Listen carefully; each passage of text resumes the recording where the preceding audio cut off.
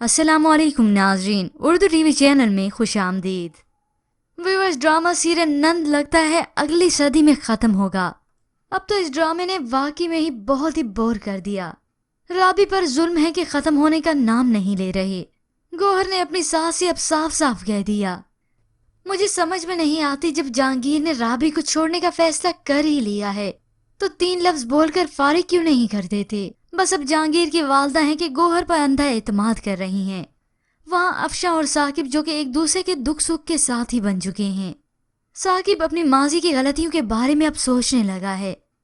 फिर हसन एकदम से ऑफिस में इन दोनों की बातें सुनता आ गया। बस मैं अब और बर्दाश्त नहीं कर सकता। और उसने अब अफशा से ये भी कह दिया कि आज के बाद मैं आपको ऑफिस में ना देखूं, और उसी वक्त उसे अपने ऑफिस से भी निकालता है। मगर साकिब भी अब हसन की इस बदतमीजी पर खामोश नहीं रहेगा। वो तो पहले भी अब हसन से उकता चुका है। बस यही लगा है कि एक भाई खामोश होता है तो दूसरा शोर करता है तो वही गौहर का एक ही खानदान जो सिर्फ और सिर्फ दूसरों पर बोहतान लगाना जानते हैं। और इसी तरह अब की बार गौहर की मजीद चाल कामयाब रही। जब राबी की बर्दाश्त की हद खत्म हुई और उसने बद्दुआएं देना शुरू की। एक दिन आएगा कि आप मुंह के बल गिरेंगी, बर्बाद और तबाह हो जाएंगी आप। और जहांगीर सिर्फ राबी की ही ये बात सुनते आ गया। राबी के मुंह से ऐसी बातें सुनकर जहांगीर को और भी गुस्सा आता है। अब तो उसका यकीन और भी पुख्ता हो गया। यहाँ राबी से तो वो बदजन हो ही चुका है, जिसकी वजह से वो गौहर के करीब हो गया।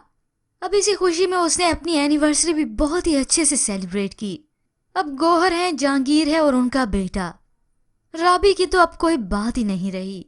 वही अच्छा था जब गौहर जहांगीर को अपने जूते की नोक पर रखती थी, और तब जहांगीर सीधा भी था। आज राबी से अगर वो बदगुमान हो ही चुका है तो अब वो गौहर से अपना दिल बहलाने लगा। खैर, जहांगीर के सामने भी बहुत जल्द गौहर की हकीकत आने वाली है। मगर इससे पहले गौहर सांड पहुंच चुकी है अफशा के घर। जब उसे मालूम हुआ कि साकिब और अफशा एक दूसरे में इंटरेस्ट ले रहे हैं, तभी वो उसे जाकर खरी खरी सुनाती है। आज तक मेरे सामने कोई टिक नहीं पाया। तभी उसने जहांगीर की वालदा को भी टिकाया नहीं। जहांगीर की वालदा गौहर की असलियत देखते देखते आखिरकार मर गईं, क्योंकि गौहर अच्छे से जानती थी कि अब इस बुढ़िया का कोई काम नहीं रहा। उससे जो मुझे काम निकलवाना था वो मैंने अच्छे से निकलवा लिया। होप्स सो व्यूअर्स, जहांगीर की वालदा की मौत के बाद अब सारी हकीकत जहांगीर के सामने आएगी।